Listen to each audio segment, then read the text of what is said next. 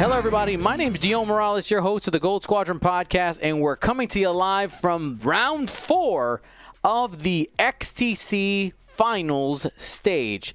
Right now, you are watching Gold Squadron, and I'm super excited to be here. This round, I am joined by Crispy. Howdy. And Kenneth Lyon. Hello, hello. I didn't add the S that time. Yay. Now, as you can see on the screen, we have a ton of ships on the board. We're going to go through these lists real quick, but if you're not familiar with the format here, really quickly, we started with an initial stage where there was a ton of teams, 5 different groups, and essentially 2 teams out of the 5 stages came out. We are in a 10-team round robin.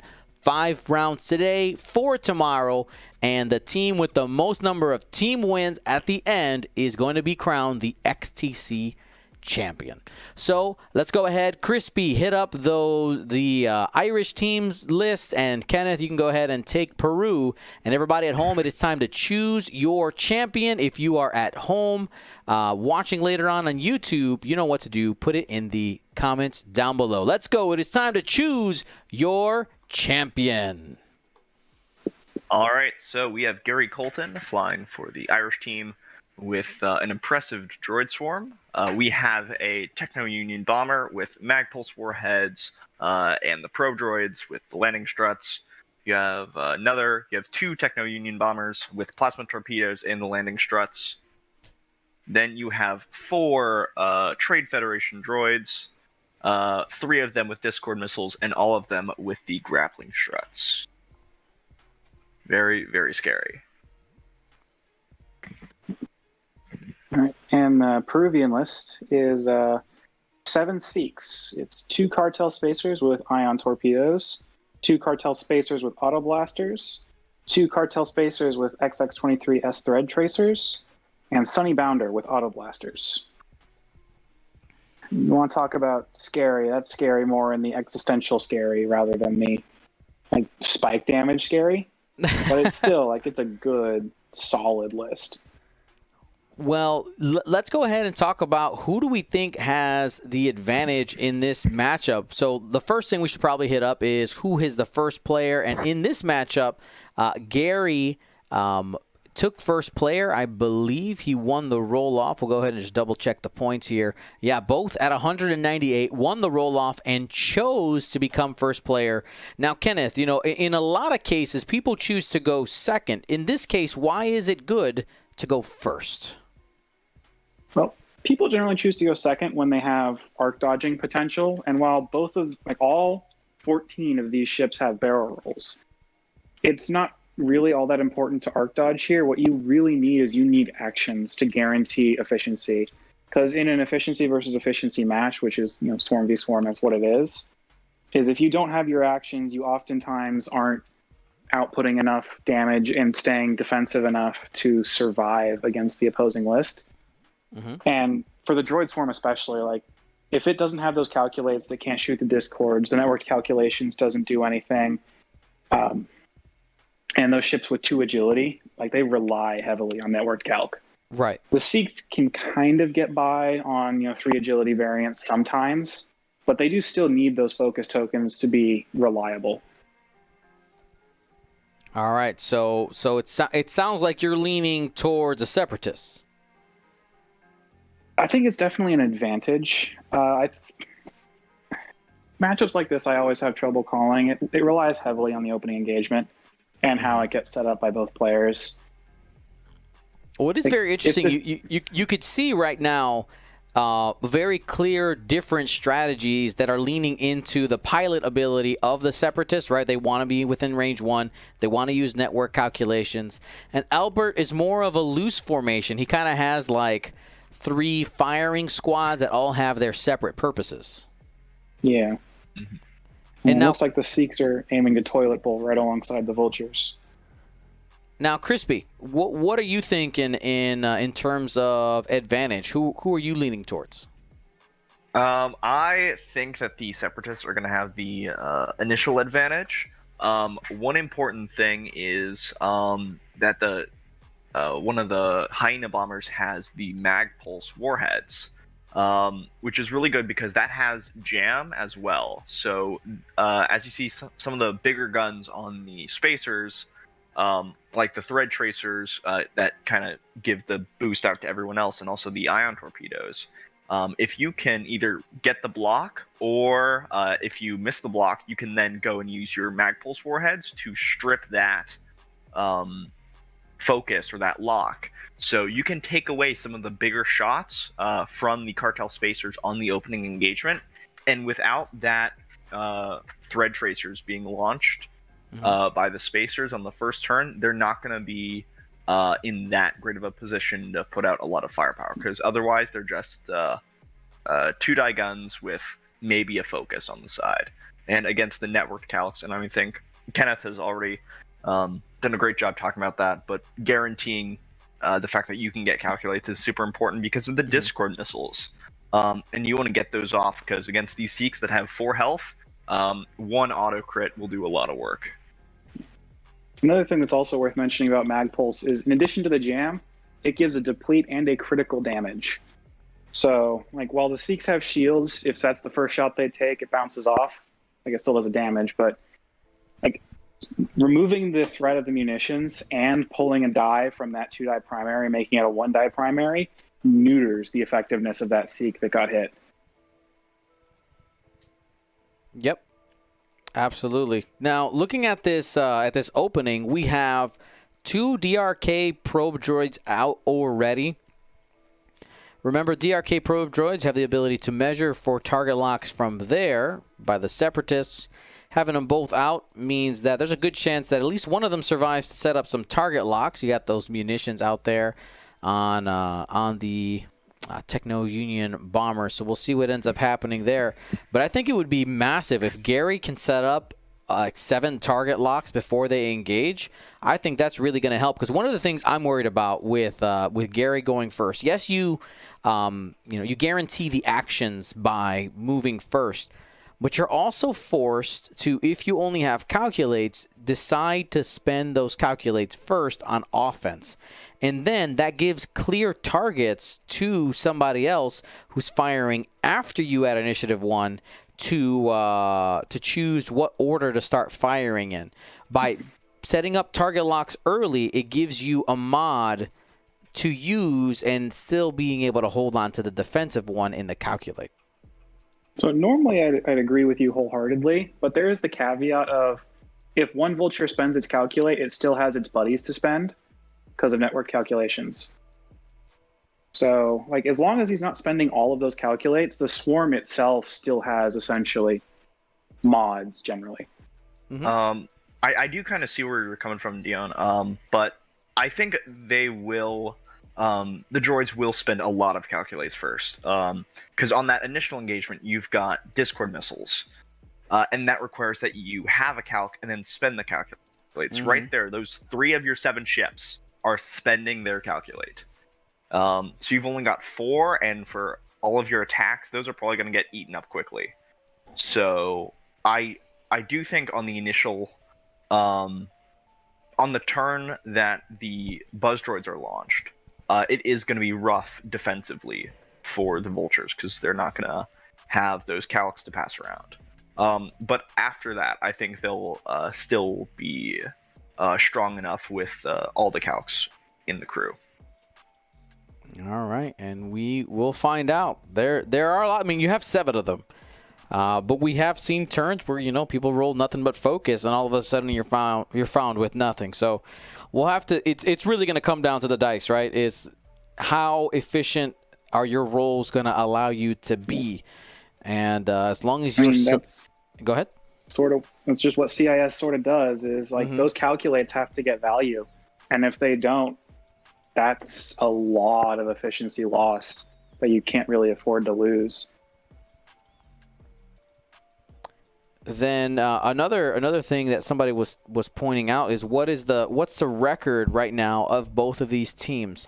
And I'll go ahead and pull up the information that I have, but I believe that one of them is 1 and 2, and the other one is 2 and 1. I just got to double check which one is which. I believe Peru is 1 and 2, and Ireland is 0 and 3.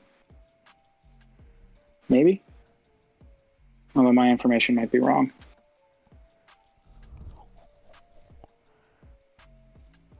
Yeah, something doesn't seem... I think we're looking at the same thing. That doesn't seem right at the mo.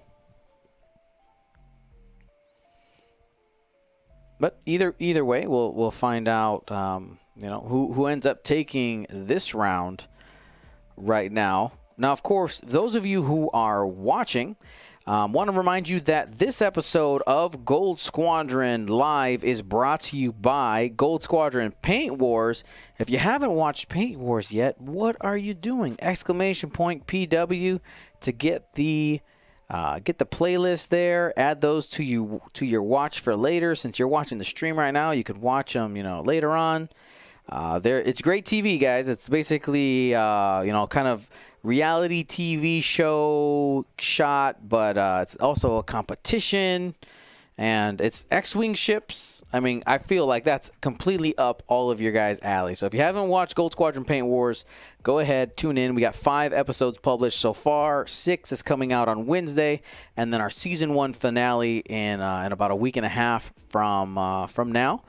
And maybe by the end of this weekend stream, I'll give a little spoiler on what the prompt is for next week. I think it's going to be fun. The last couple of them have been really serious prompts. This next one, a little more fun. Lord of the Rings is fun, but you know what I mean. There's also been 2 Lord of the Rings prompts. Yeah, that was accidental.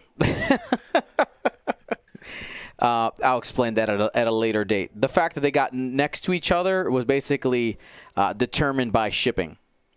Blame the post office. I mean, hey, Lord of the Rings, you could choose worse prompts. I mean, yeah, they came out amazing. They're all super cool, and I'm sad to be giving them away. All right, so Gary just saying, I don't want to engage. And by the way, with me saying giving them away, remember, each of those ships, all of them except 2 essentially are available for giveaways. One is being gifted to Jonah, one of our producers, and the other one to Nick, the editor of the show. It was part of their contract. So that'll be fun. And maybe I'll keep one along the way as well. I have my eye on a specific one. We'll see what the people let me do.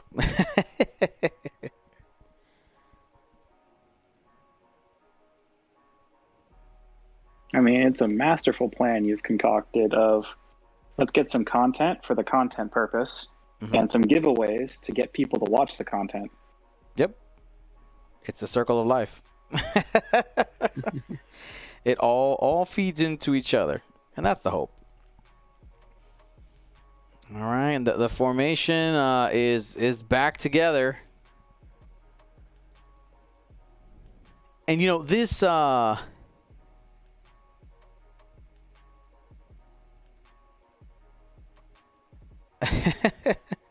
Grimwolf03 says, I'm telling you, you need to up them sub goals just a tad. We'll offset those tiers.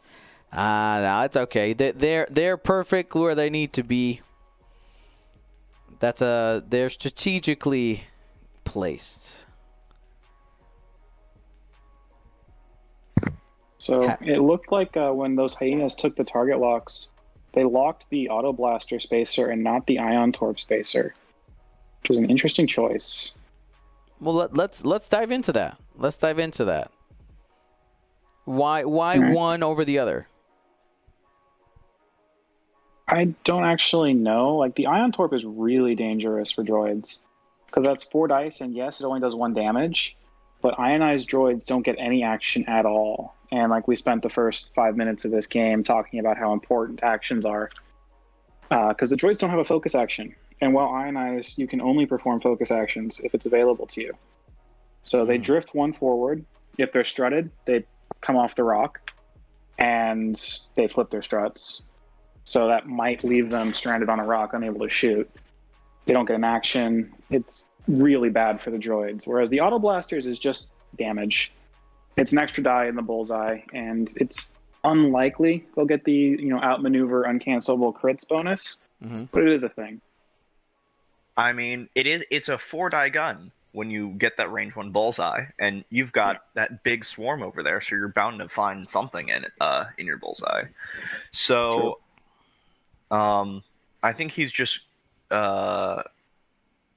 Gary's just trying to take out the guy with the biggest gun, not the guy with the low damage but control part. Now, looking at the formations here for Gary, that actually might be a problem. You see, Alberto just bumped his own ship. It might be at a weird angle. This kind of formation flying can end up being messed up if you don't know what angle you're at. But here we do have our first shots of the game going into the probe. That's not going to be any damage there. And that's going to be it. Maybe the blue spacer might have arc. I don't think so, though. It does not. Now, what I was going to mention here is Gary is being patient, right? Very, very patient, very methodical. And even Alberto, decided to like you had mentioned, toilet bowl, right? Go around the outside of the map, but here flipping his squad towards the center, potentially setting up a joust. These type of swarms, one of the advantages that they do have is final salvo, right? Like that's a thing that we talk about. But these swarms, if we go 2, 4, 6, 8, 10, 12, 14, they're all 14. 7 ships or 2-die guns. So it kind of becomes, from my perspective, almost a game of patience. It's who's willing to crack first and get the bad engagement. Because Gary looks at these rocks and says, these rocks are my home. Like I can deal with these. For Alberto, if he flies in an angle where he's having to compromise his maneuvers because of the placement of some of the obstacles, that can end up being to his detriment. So I'm a little worried if he goes into this asteroid field. That might mean that the Separatists have a pretty good advantage by having the terrain that benefits them. Yeah, absolutely. So I'm not a swarm player. I play aces generally. But the way you play aces into swarms is while they have the salvo advantage, like most players, like just in general, get impatient if dice don't get thrown quickly. So you kind of have to let the swarm make a mistake. And I'm not going to call those self bumps a mistake because it is very likely that, especially at this high level, those bumps were intentional. And if you don't know exactly how to approach, don't.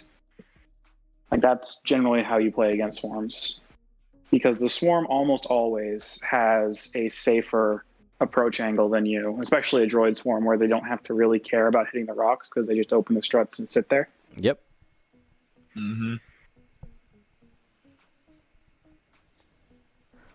Well, while we are waiting, let's go ahead and let's learn a little bit about you guys. Crispy, where are you from? What's your favorite faction? I'm from Venice, Florida right now. I'm currently at the University of Central Florida, so I'm in my dorm in Orlando. Right now, I play 3 factions: Empire, First Order, Separatists, so I am the bad guys. Right now, my favorite is Empire, and I've been having a lot of fun with Vader Defender. That's kind of been my my new favorite ship, at least, that I've been flying recently. Nice. What about you, Kenneth? So I'm Kenneth Lyon. I'm San Jose, California. Not really much of interest going on right now, just because, COVID lockdowns have stopped me from doing really anything. While I do play all 7 factions occasionally, I generally play the Law, which would be, Empire, First Order, and Republic. I have a Jedi list that I've been tinkering with on and off for like 2.5 years now. But recently I've started picking up Imperial 666s, and it's just having a lot of fun with that. Also Rebel 666s, but the Imperial one I think is better. Nice. That's awesome. So looks like these Separatists have turned up the board. You can see that they're in a little bit of a column formation right now rather than in rows. We'll see what ends up happening here. But I feel like this is trying to bait Alberto to bank his squadron kind of into that set of 3 rocks that you kind of see in the upper left side. And check this out, going to the outside. Yep. Also, that Ion Torp Seek I was talking about now has what looks like 7 locks on it. Or no, 5. I'm counting 5. Yeah, because there are 2 calculates on these back 2 TFDs.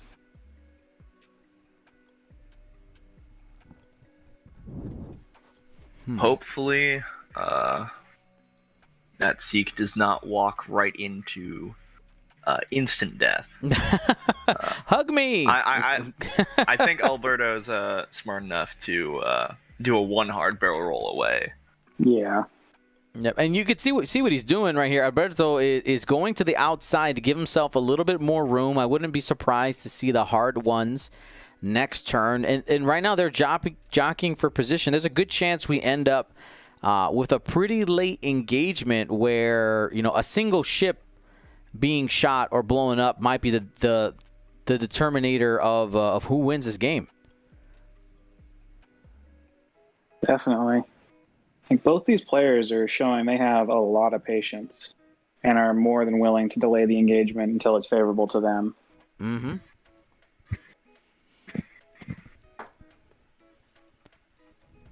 And then we see some tactical bumps from those back 2 Seeks deciding they don't want to actually move.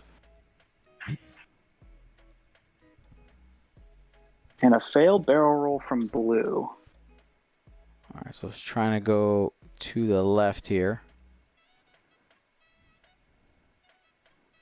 See, I think Alberto is trying to drag those droids away from the rocks. He's taking as much time as he can to kind of force... Because now, where does the swarm go? Except into and through the rocks. Mm-hmm. I think the droids are just going to go 2 forward and barrel roll left. Like, this has been a very patient game so far, and there really isn't any reason for the droids to try and turn through the rocks, because they probably can't get an engagement that favors them next turn. So there's no reason to try, and just keep those rocks as like a sort of a screen for the Seeks.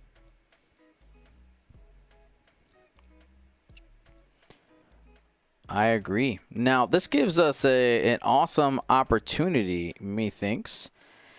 One of the things, if you take a look and type !point schedule on our content release schedule, you will see that on Wednesdays is listed the community challenge, Paint Wars community challenge. Now, I didn't get an opportunity to put on the schedule the start date. The first one is going to be next Wednesday. But we can take a moment to talk a little bit about those community challenges. All right. So, in a nutshell, it will be me making a call out to both miniatures painters and also people with digital painting, with little like mini contests. And for painters who do actual models with the prompts. Now, this won't be timed or anything like that. So like, because in an application ship, when you apply for Paint Wars, you can work on that ship as long as you want, right? There's no limitations. It's in the show. You only get, when you participate, you only get 2 weeks there. So this is a more you can take your time with it. And essentially, if I'm impressed, I guess, kind of put it up against some other repaints, and you might just be offered a spot on the show. For the digital ones, we'll have some like small prizes that we do, small stuff, GSP prize packs, things like that. in order to, get some people learning how to also paint stuff on TTS, and should be fun.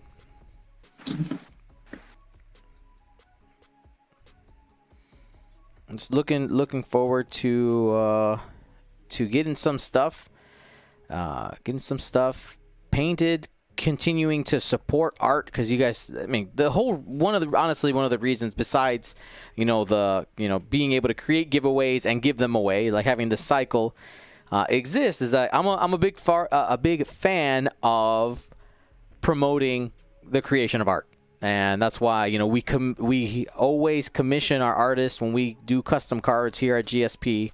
Artists are always paid. I seek them out, and just being able to create new art all the time is amazing. So if you want to be a part of that, you'll see the first community challenge posted on Monday. And what we'll do is I'll make videos reviewing the people who submit. So it should be fun.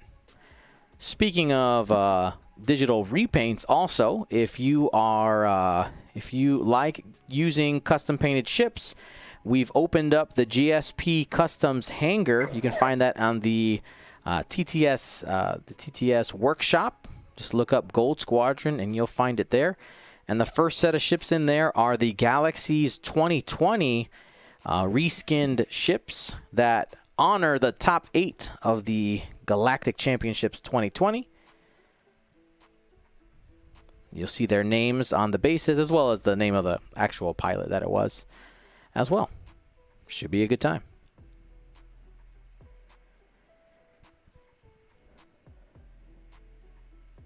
Does that sound like fun, guys? Oh yeah, absolutely. I'm just sitting here regretting saying I think the droids were going to go 2 straight barrel roll, because they 2 banked in. I mean, it looks like he's ready. They're ready to fight. The patience is maybe wearing off a little bit. Maybe. Because it doesn't look like the Sikhs want the engagement at this turn. Uh-huh. But you see that white Sikh back there stayed still, decided to self bump. The self bump from pink, effectively limiting the movement. More self bumps. They're really trying to delay here. I mean, look at the coordination and that formation flying from the droids, and then you have the scummy 3As that are all in disarray, pointing in different directions. Oh, it's just so thematic.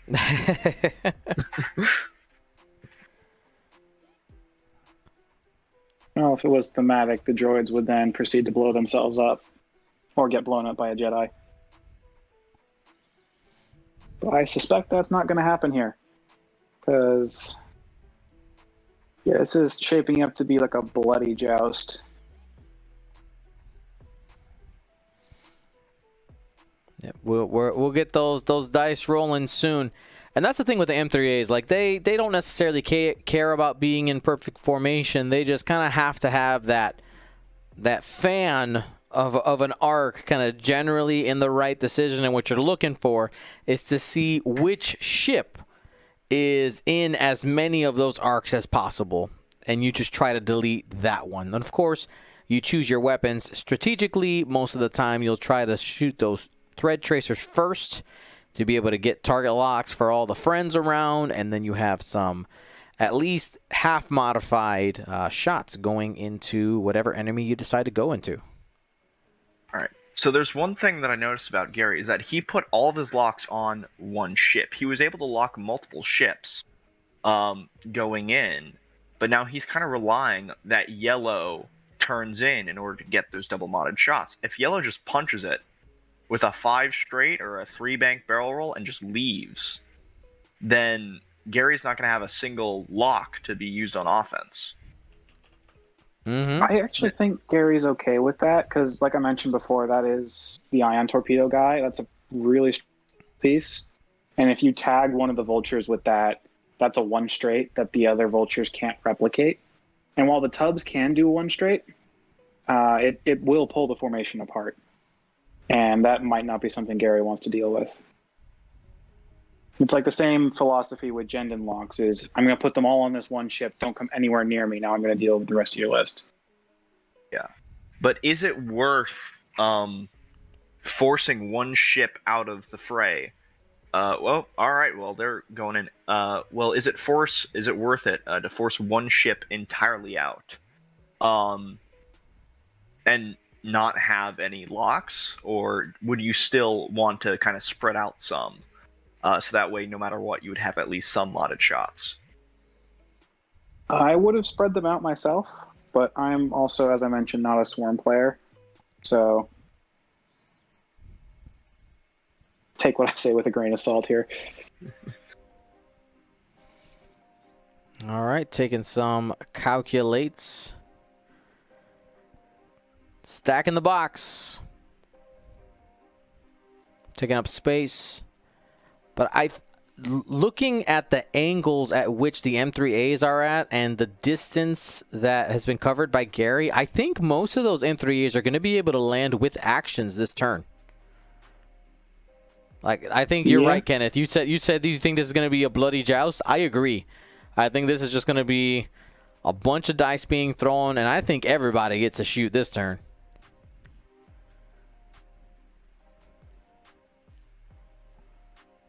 I'm not actually sure who that favors, though, because Gary went very fast. The bold. It favors the bold. But what happens if we're both bold? What happens? Well, what's the old saying? When two people joust, someone's wrong. Mm-hmm. And there we go. It begins. Starting with a 2-bank. Big 3-bank to create some space. That's an ion torpedo spacer. So right now, Alberto being very careful on which ships he's moving first. There's green. I would expect it to be pink, yellow, white.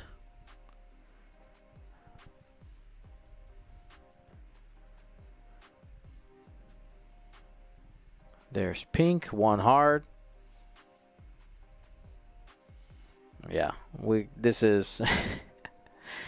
All right, what about yellow? Yellow, bigger turn. Oh, there it is. Everybody's shooting. Everybody's shooting. We got 14 shots coming up, folks. Here we go. We'll get see. Your popcorn. Get your popcorn. We're going to do our best to try to keep track of these.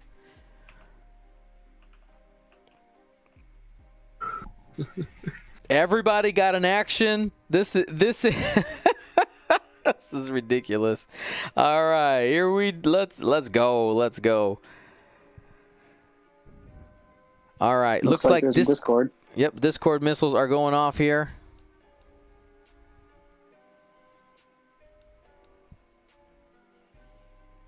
This is from Brown. That attaches to the red spacer. Let's go ahead and cross off the Discord missiles there as it got used.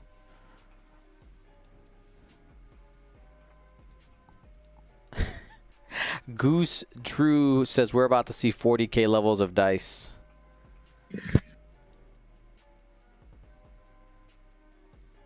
There's another Discord being launched by Pink.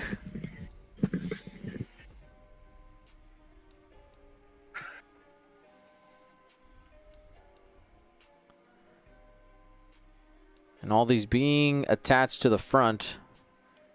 Belinda Mood says, my children cannot watch this level of violence.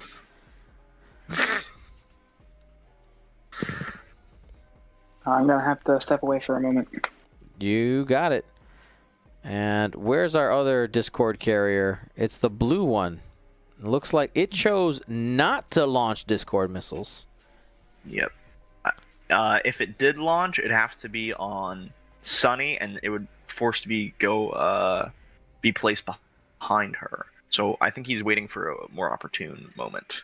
All right, I agree. First shot. We got 2 hits and a crit getting started on the yellow spacer.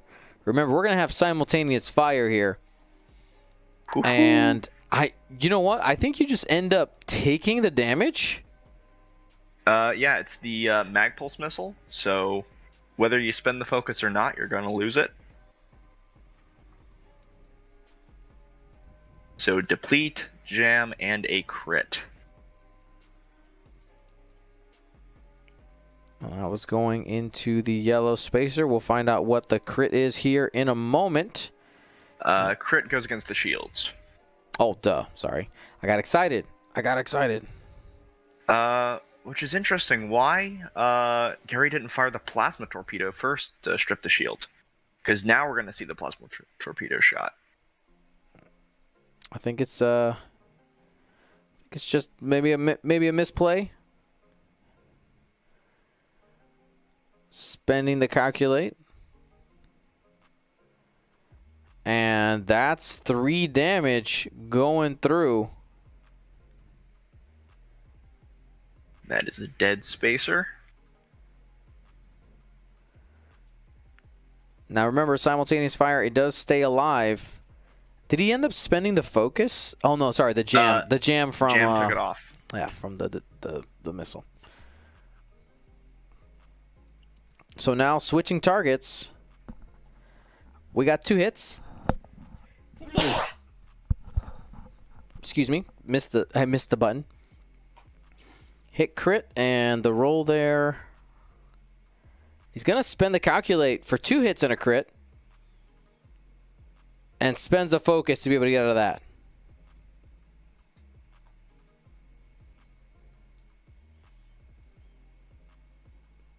Going range 1 into the pink spacer.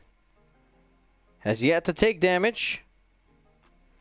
Hit crit. Might spend another calculate from a nearby friend. Not sure if you're close enough. Oh, he's got one himself. I do this myself.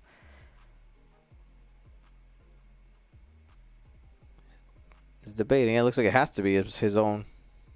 Well, I think with that comment, we officially nicknamed that droid Thanos. All right. Focus, evade, blank. So that's going to be a single damage. It's going to be plinking on the shields.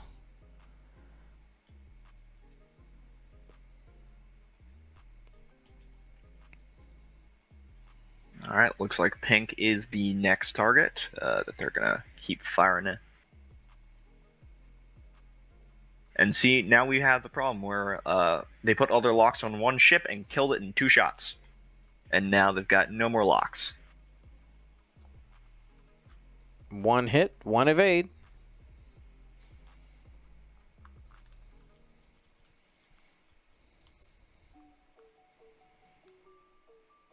And probably going to switch targets here.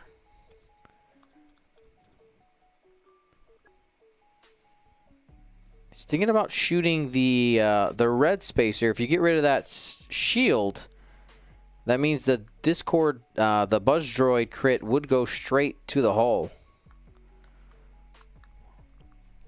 No damage yet. Another shot into the red spacer.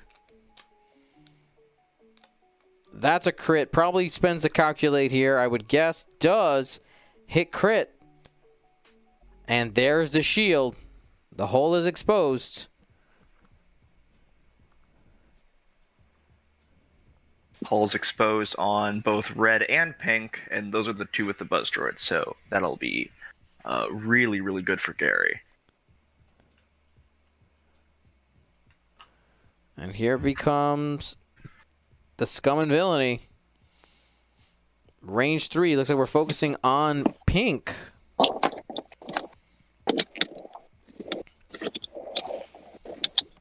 One crit. Spends a focus for 3. This is the thread tracer. Here they go.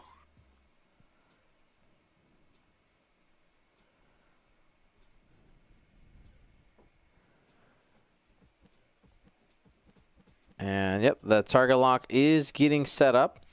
I'm gonna say I'm a little surprised we didn't go at the green Techno Union bomber. It's worth more points, and I think you have all the same shots on it, or at least very similar shots. I think part of it is the Auto Blaster bullseye on some of them might be on pink, but because of the range on Auto Blasters, don't hit green. You beat me to it. I was gonna say blue and pink well, not pink. Pink doesn't have the auto blaster, but blue for sure has pink in range 2, and green might as well. But they definitely don't have the Techno Union Bomber at range 2. All right, here's range 1.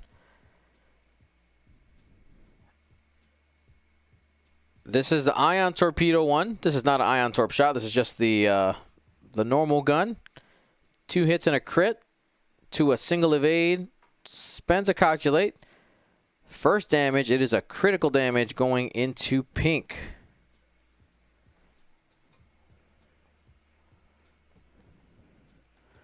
It is a damage engine.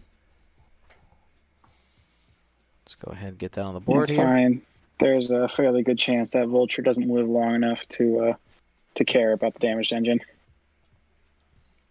I think this is Auto Blaster. Hit crit, spend focus.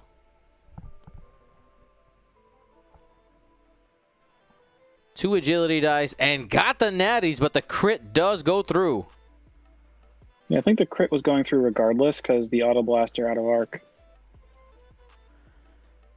This is a hull breach. Everything's face close. up. Yeah, I'm looking at it. It's... I don't remember what pink saw in its arc when it pulled it up. Yeah. There you go. Another shot here. Green all the way in the back. Has pink at range 2, but not green. I and don't has think pink in the bullseye. Yeah, they didn't roll enough dice there. Yeah, should roll one more. But it doesn't matter because the Vulture's dead. Pink Vulture removed from the table there. And the reason that's mentioned, it says, if the defender is in your bullseye, roll 1 additional die. It's not... Even though Auto Blaster is range 1 to 2, and the bullseye for that shot was at range 3, it's an independent trigger in the case of Auto Blasters because of how it's worded. You can only shoot people who are in your front arc at range 1 to 2, but that bullseye extends all the way through 3. Yeah. It's sort of like a CLT with Jedi, where it's not a bullseye shot. So even if the bullseye is obstructed, but it's not obstructed outside, you're still shooting a not obstructed shot, but get the CLT. Mm-hmm.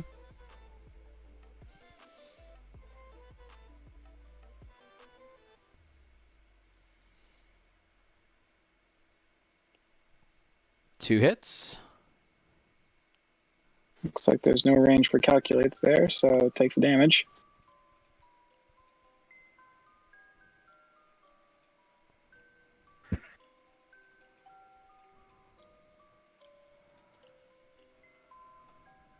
I think yellow's the last one to shoot.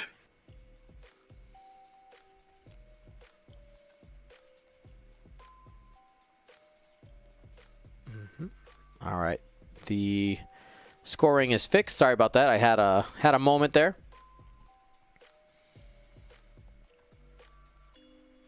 And here is the shot going from the pink spacer going into the blue Vulture. Hit crit right now, and looks like both of those are going to be hitting. Yeah, which is a dead Vulture. I think that's big. That's big. Being able to clear 2 of them. It pulls Alberto ahead 29 to 50. And I think he's still got a couple more shots. One more? I think this is the last one, yeah.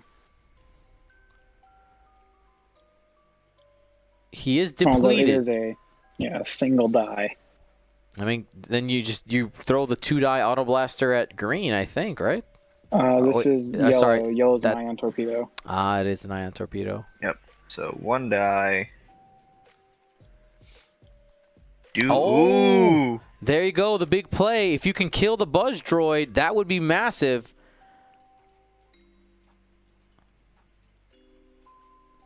Buzz Droids have 3 agility. You roll here. You got 2. It's gone. And he got it. heads up play. Solid heads up play by Alberto. And by removing it from the table, that means it never triggers at initiative 0, saving him a crit on the pink cartel spacer. That's massive. Now the red one will still be receiving a crit, but that is a big heads up play. And it was you said direct hit, right, Kenny? Yep. So it looks like the damage from the pink one just got transferred to his buddy.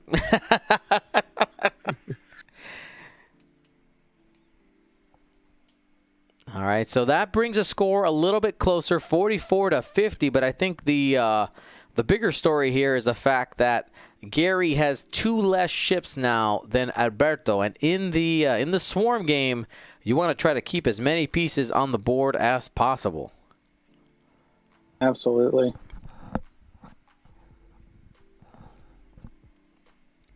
Also, while we're in the planning phase, scoring update for Team USA.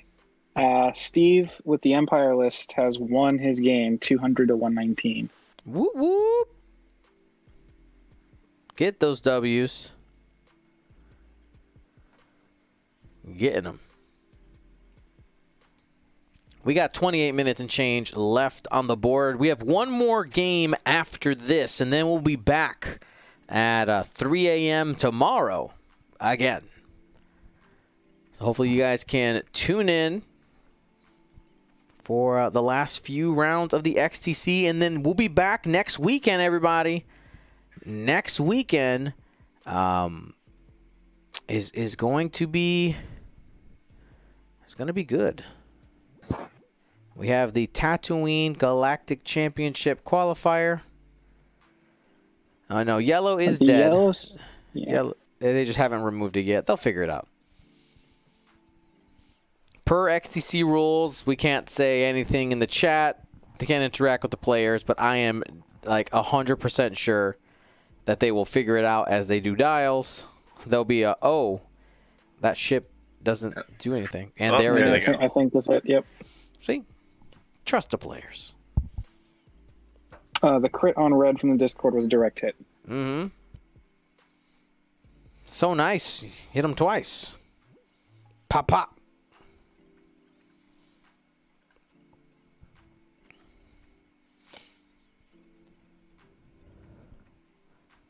We got a first-time chatter. Luciano, welcome. Cheering on Team Peru. It is always cool to see people's country folk jump in the chat, get excited about watching their friends play in this type of team tournament. Always fun. Now you know that you're like super invested as like almost like a sports spectator when you see the team from your country and you refer to them as we, right? Like we need to do this. I have definitely done this.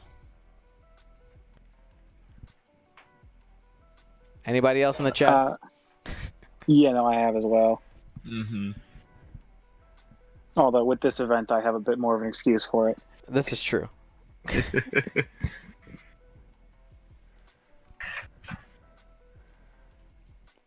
Hey, Kenneth, how did you get chosen for the USA team? There was an application that Marcel put out, and I submitted my application. Well, I've always found it funny. Like, the way Marcel told me, it was DM me on Discord, and this is the beginning of your legendary conversation with Marcel GS. Yo. Hi. Yo, bro. What's up? And then he just posts the link to the Discord server we use. It's just like nothing else but a yo and a yo, bro. And it's like, yep, that's very much Marcel from the podcast. Yeah, that's what made you part of the family right there.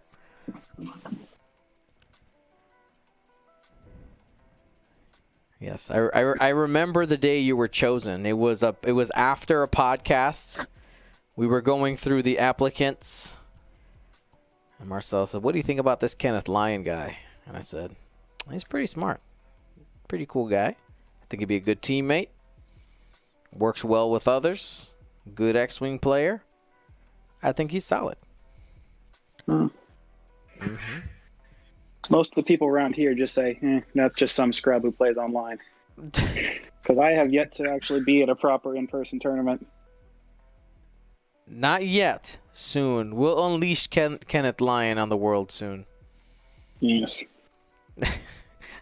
Yes. Just wait till the Whisper comes out and I can flood the world with jam tokens.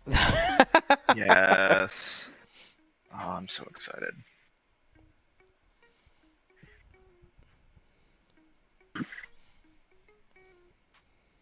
All right, we're scooting up. Target lock from the tub. Tub. And we got more bumpage here coming from the Vulture there, Brown Vulture. Stepping on the Buzz Droid. Doesn't do anything. He decided to come off the rock, too, which was interesting. Yeah, I thought he was just going to stay there and provide a calculate for the tubs. Yeah.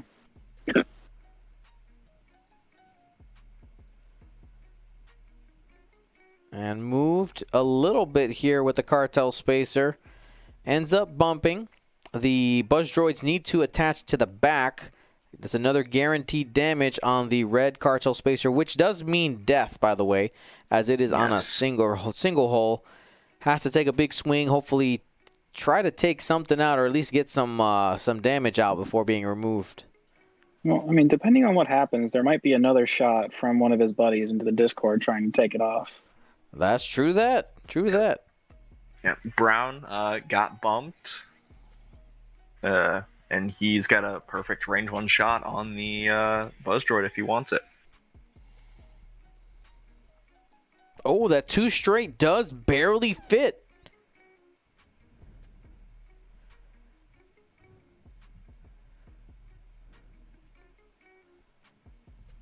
And look, he reaches for the focus. There's a little bit of hesitation, I think, going through the process here. That it is an Auto Blaster M3A.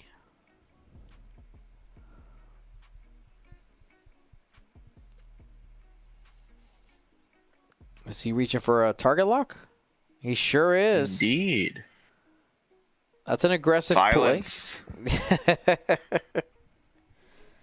Well, I don't think any of these droids have calculates, so... I think the white one there connecting with Brown is the only one that has a calculate, so might just barely be in range. But yeah, this is definitely a shooting gallery, and the white M3A will also be able to do an action.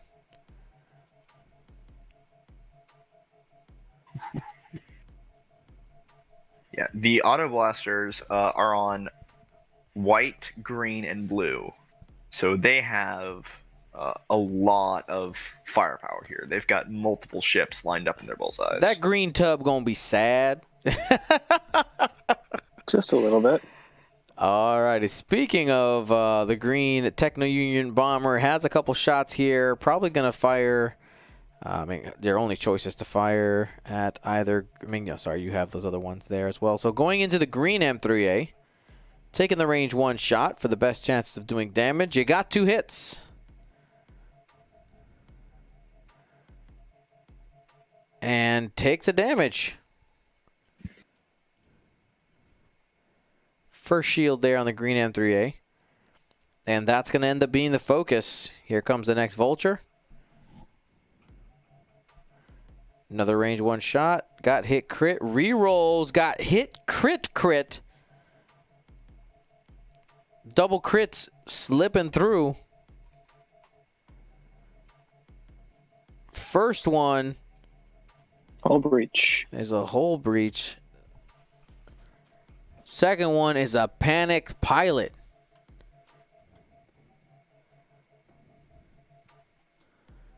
So going to be double stressed, and all of your damage cards are face up from now on.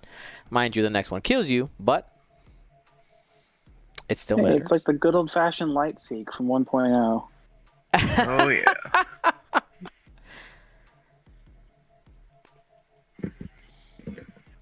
Man, like the light seek was just such a weird title. Where it was all your damage is face up, minus 2 points. Yep.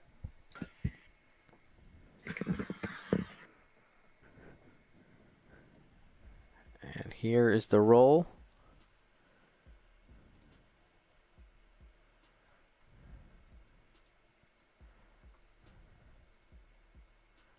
And this, I believe, is the plasma torpedo from Red.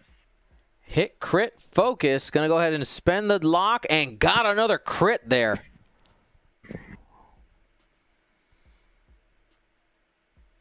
So, yeah, because it's a plasma torpedo, the evade cancels the crit first. Mm-hmm. But Okay. he's going to go ahead and just spend the focus and avoid all that. Yep. Another range 1 shot. I think this is the last shot of the round for the Separatists. Only got a single hit. Reroll with the target lock. Able to make it 3. Full string. And Natty's out. Let's see those Natties in the chat.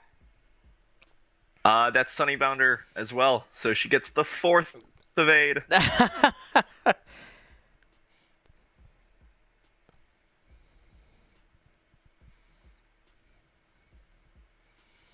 Magnus42, thank you for your sub.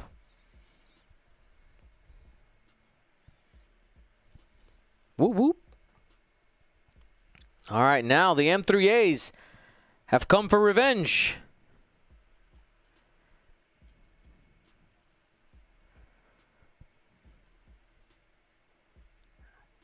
And here we go, 3 hits. Spend the lock. Only going to get 3. Still going to do it damage unless he can reach out to the white one.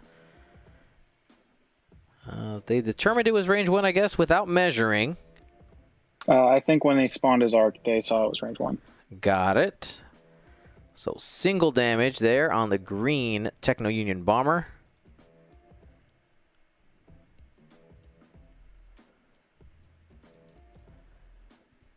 And here we go, more Auto Blaster. This is range 1. This will be 4 dice coming in.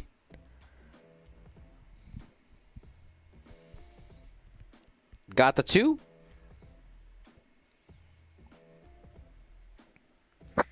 One blank. Second die, second blank. Takes 2 more damage. Half points on the green Techno Union Bomber. Yeah, that's something these tubs have over the Vultures, is that 5 hole makes a huge difference. Another range 1 shot. Another 3 dice. Oh, that's looking good. Double crits. You're getting 1. Takes 1. Might survive. And does. It is a a weapons failure. That could end up being significant if it survives the final shot, or sorry, 1 more shot. Don't want to assume it's death. Sorry about that, little bomber.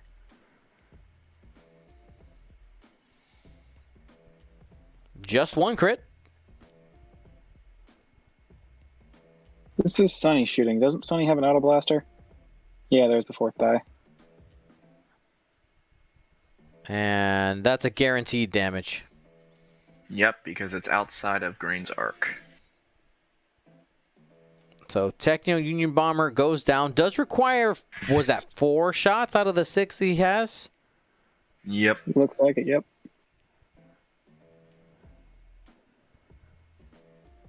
Two more shots coming in.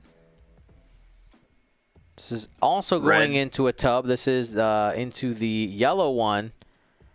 Whiffs on that attack. So red is going to die without putting out anything. Maybe not. Oh, unless... There we go. Big money plays. Oh, that's looking good. Oh, I spoke too soon. No! Oh! The natties on the buzz droids mean that they live, and they end up blowing up the red M3A. Big oof. I mean, it was a big money play on Albert's part, but man, oh, that feels a little bit bad. Another direct hit. Oh my goodness. Yeah, buzz droids, like there have been games where I've shot at buzz droids 5 or 6 times and not hit them Uh-huh. because they just, decide they don't want to get hit. And there are also those games where they, like you look at them funny and they go away. I'm not dying, I decided.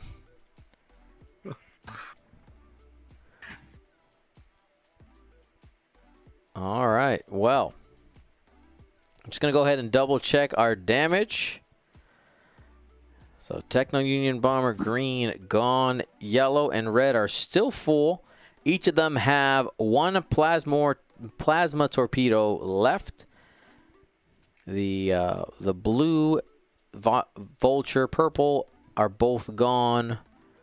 Brown and white are both alive and well.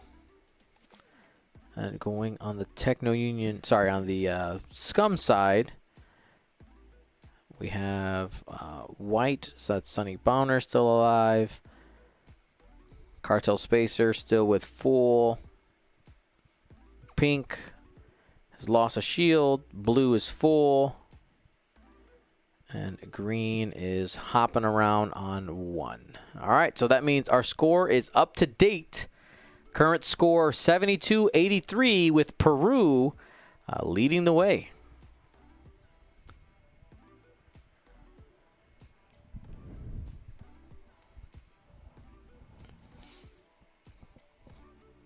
So we got one more game after this.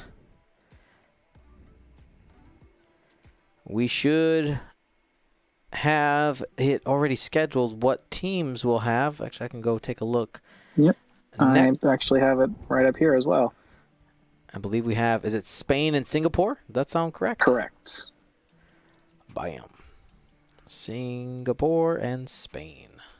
So we have seen Singapore earlier today. That actually was versus the U.S.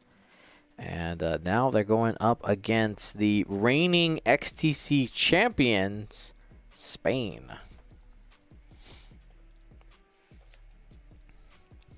Although Spain doesn't seem to be doing super hot this time around.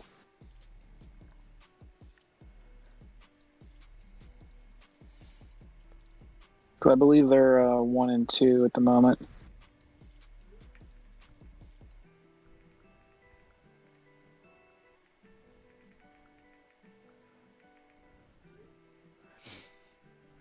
All right. Well, with 12 minutes left on the clock, this is still anybody's game.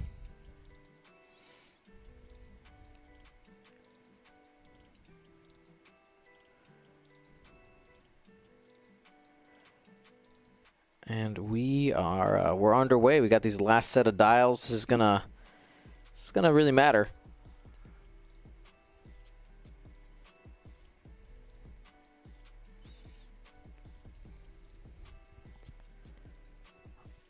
X-Wing Phoenix, guessing there's a lot of K-turns coming. Wouldn't doubt it.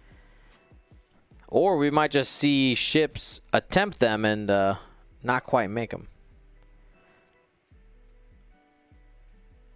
All right, no red maneuvers yet.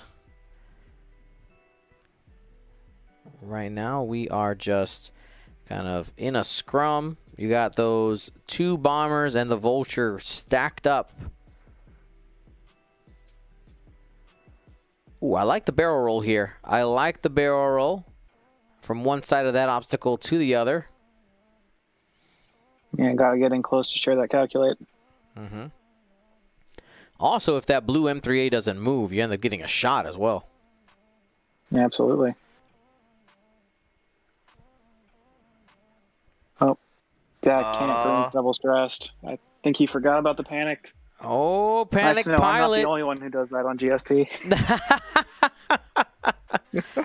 So that's a 2 white straight. Forced into it. Yeah, that mistake can be absolutely punishing because not only are you not able to do the maneuver that you had decided, you're also staying stressed. Like, it's not blue. You're not forgiven in any way. You are punished, in fact. And there we go. By that K-turn not actually being able to be executed, the blue M3A is now stacked up in a spot where the white vulture can fire it in the flank. We did get the white M3A being able to K-turn. And the brown M3A is going to be able to clear pink. Ooh, pink's not gonna have a shot. They must have expected maybe one of those bombers to turn away. That definitely seems like a pursuit maneuver. Where you're expecting somebody to disengage. Yeah. And when you guess wrong on those, it always it looks super bad. Just like if somebody just walked in and looked at the ships, they're going, "Why in the world is the ship facing the other way?" But hey, if he was right at some point, then he looks like a genius. But here we go. We have our first shots. Vulture going into the blue M3A hit crit. And both of those are going through, including the crit, and that is a damaged sensor array for Scum. Yeah, it's fine. Vulture, M3A is like the focus anyway.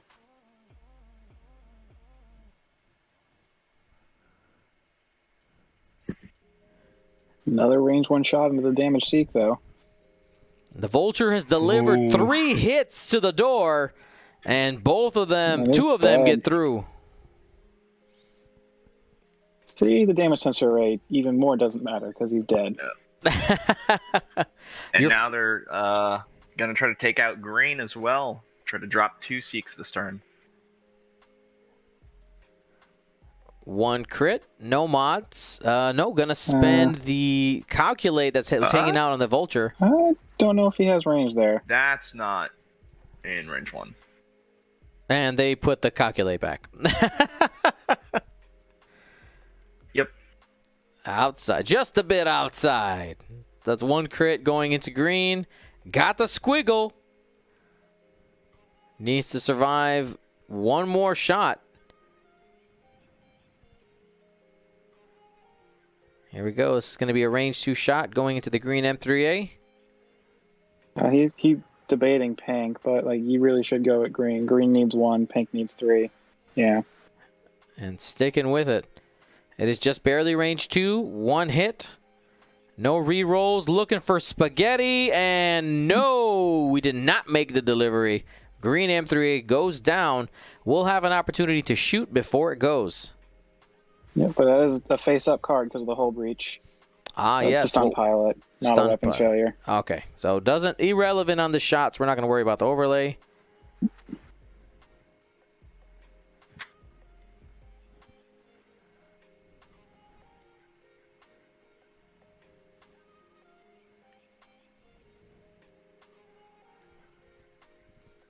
Seven minutes and change. Let's see if the M3As can respond. Range 1 going into the yellow bomber. Taking the bomber out this turn will put Alberto back ahead. You got hit crit. And looks like only the crit will land. It's a direct hit. You got double. Buy 1, get 1 free. Let's go.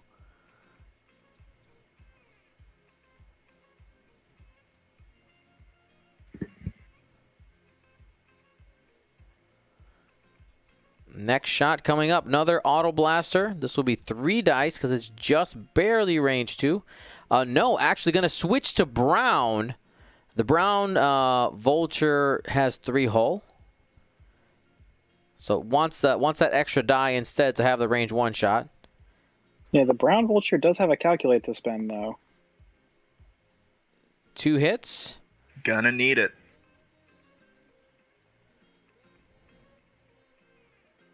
Only takes 1. So that's the first damage on that Vulture. Sadly, no shots with pink. The white and brown M3As are next up.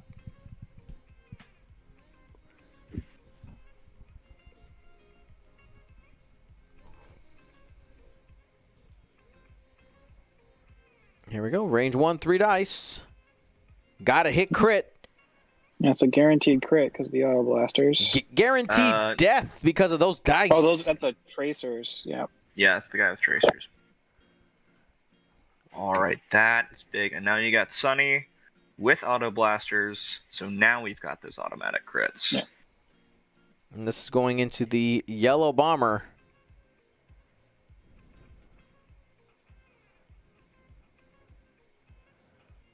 Not going to get anything there.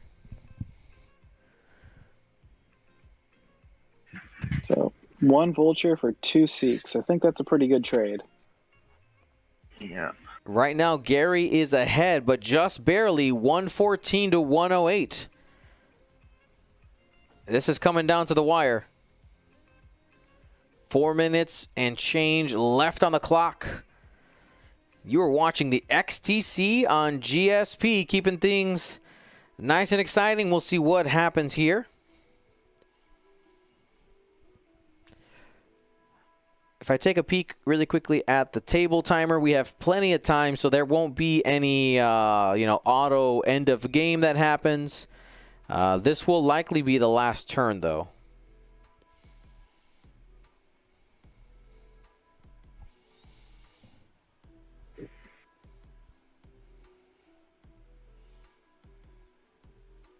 One more round. What do we think the droids do here? Because that green vulture, or the white vulture, I mean, is still on that rock. Yeah, so I think that's going to be a pretty easy rotate calc. I'm almost expecting 2 Talons from the 2 bombers to their right, and try to catch either Brown or Sunny. Fair enough. Yeah, the M3As don't exactly have the greatest blues of all time. Yep. Because if you can put 3 guns on any one of those ships, it'll probably die. Yeah. There's also a case to be made for like 3-turn barrel roll with the red bomber and try to block the 3K. Okay. Okay.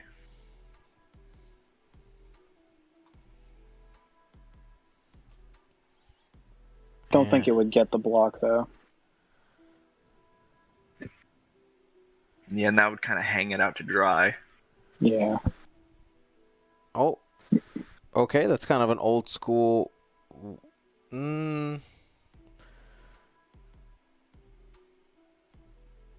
Interesting. Just a note for friends out there. You don't have to manually unlock. Yeah, you can use the dial. The dial has a rotate on it. And I wouldn't recommend it because like the positioning of that base does matter. And if somebody ends up bumping you by a really, really close maneuver, you may have changed those margins. Now, this is the last turn, and if there's no bump there, it actually doesn't end up mattering. As long as there's no, like, barely in range 1 or barely in range 2 shots.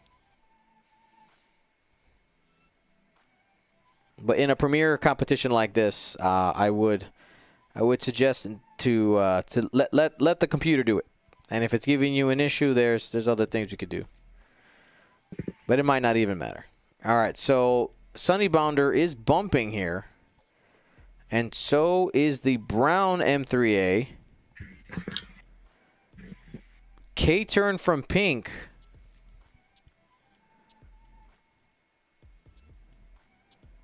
All right, this is it. Range 1 shot.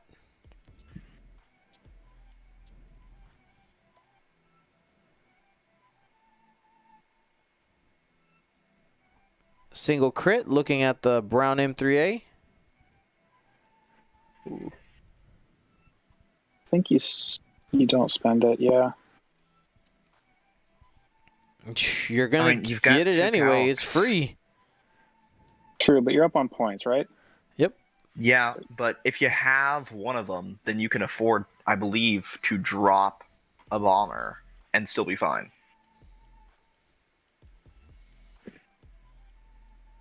Next shot going in here. Yeah, that's it. And now yellow doesn't have a shot at all. Here we go. Alberto has 2 opportunities to do some damage. Trail mix with the crit. That's a guarantee. That's a guarantee. Oh, and that's half points, isn't it? And Yep. it's a direct hit. Direct. You might be able to take it out with pink.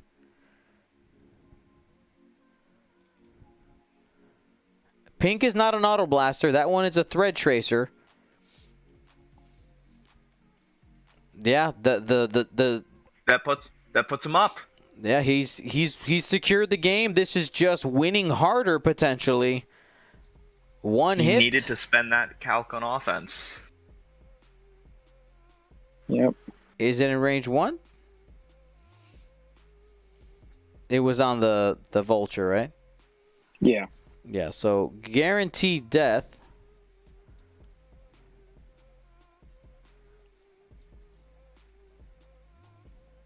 And then just takes one on red. Yep. All right, so absolutely massive. Yeah, they say the direct hit is what did it there. That crit getting through. Alberto wins the game, 114 to 125. Peru gets a win right here and starts the party. Thank you to ISO, Danko, Baffle, Trojan, Prophet, Shadow, Tycho, Spice, Raider, Lancer, Fallen, and Row 6, our Grand Admiral patrons, and all of our Gold Squadron patrons and community members. Thank you so much for your support. Gold Squadron out.